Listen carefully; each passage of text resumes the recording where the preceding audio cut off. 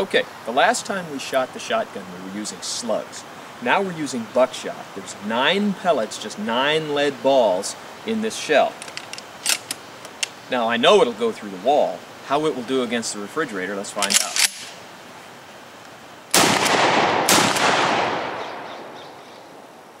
Okay, here we are. Now, 2 shots, 12 gauge buckshot. 12 gauge is powerful. No new holes in the refrigerator.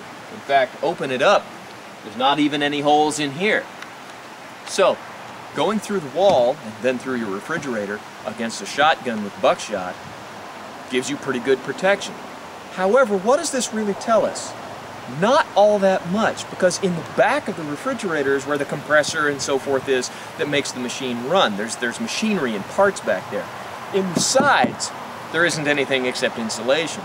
So in terms of inside your house actually battling, how much protection would your refrigerator give you if it got shot through the side? Well, let's find out.